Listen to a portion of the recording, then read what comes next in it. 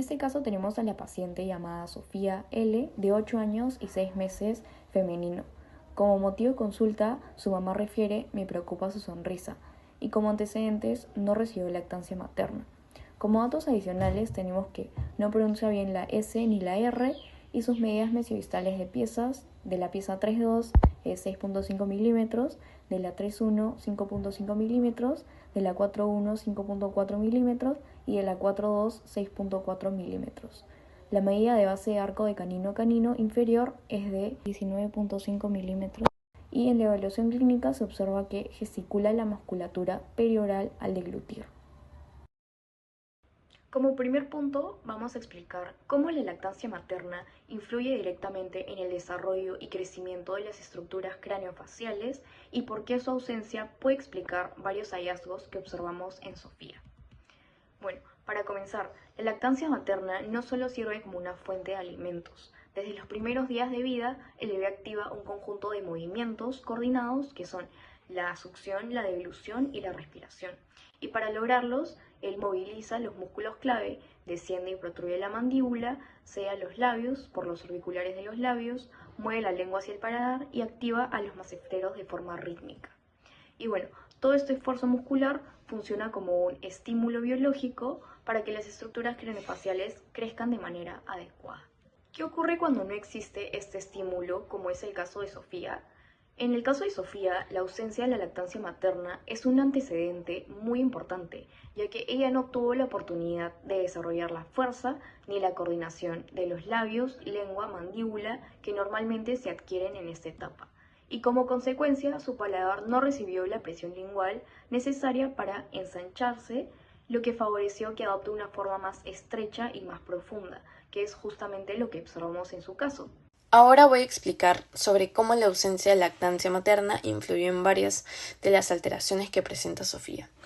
Cuando un bebé no recibe el estímulo muscular que se genera al lactar, al alimentarse del pecho, especialmente el movimiento peristáltico o repetitivo de la lengua contra el paladar, ese paladar no se expande de forma adecuada y tiende a volverse más estrecho y profundo.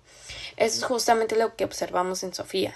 Su maxilar creció más en altura que en anchura porque no tuvo esa presión lingual constante que ocurre durante la succión, que en este caso debería ser nutritiva. Esta falta de actividad muscular temprana también afecta el aprendizaje de funciones básicas como la posición de la lengua y la forma de tragar. Al no desarrollarse bien ese patrón inicial, es común que la lengua quede baja o adelantada, lo que más adelante se puede manifestar como una dilución atípica, y eso concuerda con lo que observamos en el paciente, que necesita contraer en exceso la musculatura para poder deglutir. Además, la falta de lactancia está asociada a un mayor riesgo de maloclusiones. En Sofía vemos una mordida abierta anterior, algo frecuente cuando la lengua no ejerce presión en el paladar, y en cambio, pues se coloca entre los incisivos. También un sello labial débil, que dificulta que los dientes anteriores lleguen a contactar. Incluso esa postura ligeramente adelantada de la cabeza puede estar relacionada con un patrón respiratorio y labial inestable. En conjunto, todo esto muestra cómo la ausencia de lactancia materna no solo afecta a la estructura, sino también la función y la forma en la que el sistema estomatognático se organiza durante los primeros años de vida. En el caso de Sofía, una niña de 8 años y 6 meses, encontramos varios signos que nos orientan rápidamente hacia la presencia de hábitos orales disfuncionales. Desde las fotografías intraorales se observa una mordida abierta anterior de canino a canino y un paladar profundo. Y durante la evaluación clínica notamos que al tragar, Sofía activa de manera exagerada la musculatura perioral. Además, su lengua se mantiene en una postura adelantada, tanto en reposo como en función, lo cual no corresponde a un patrón maduro de una deglución para su edad. Todo esto nos lleva a identificar la deglución atípica como el hábito principal. En este patrón, la lengua no se eleva adecuadamente hacia el paladar y tiende a desplazarse hacia adelante, lo que interfiere con el cierre anterior de los incisivos y contribuye a que la mordida abierta se mantenga. Este tipo de función también hace que Sofía dependa más de los labios para poder tragar, generando un desequilibrio muscular que con el tiempo puede modificar la forma de sus arcadas. Con otro aspecto importante es que la posición de la lengua afecta no solamente la oclusión, sino también el habla. La madre menciona que Sofía tiene dificultades para pronunciar la S y la R, y esto coincide con lo que se describe en los artículos, ya que estos sonidos requieren un control lingual preciso que se ve alterado cuando existe una deglución atípica y más una mordida abierta.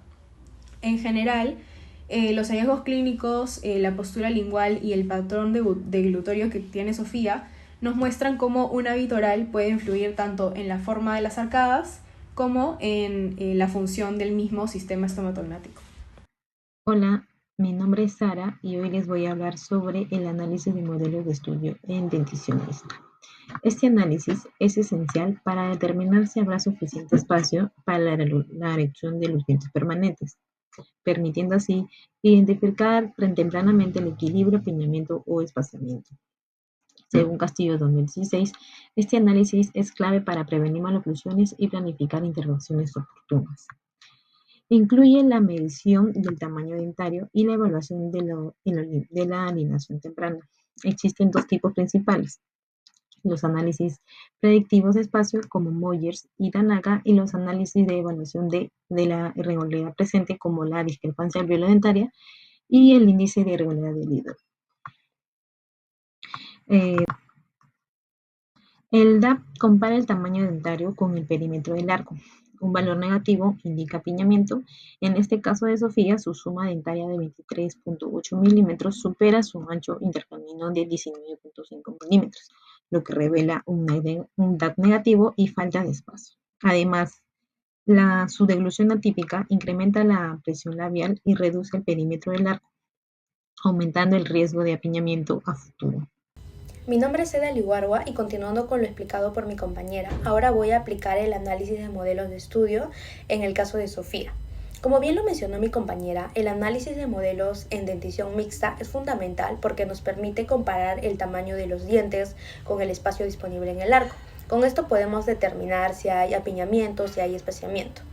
En Sofía tomamos en cuenta la medición del tamaño mesiodistal de sus incisivos inferiores, donde obtuvimos un total de 23.8 milímetros considerando las piezas 3.2, 3.1, 4.1 y 4.2. Cuando comparamos este valor con su medida de base de arco, de canino a canino, que es de 19.5 milímetros, observamos una discrepancia alveolo-dentaria negativa.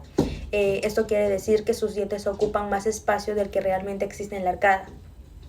Esta diferencia es significativa porque confirma que Sofía tiene un riesgo alto de apiñamiento antero-inferior en los próximos años, especialmente cuando van a erupcionar los caninos y las premolares permanentes, ya que estos son más grandes que las piezas decisivas.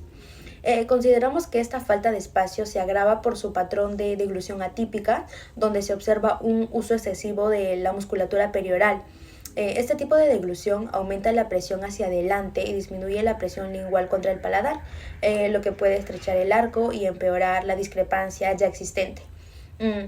Bueno, además recordemos que Sofía no recibió lactancia materna, lo que significa que durante su crecimiento temprano no tuvo el estímulo funcional que, como ya lo mencionaron mis compañeras, normalmente esto ayuda a desarrollar un maxilar más ancho y una correcta posición lingual.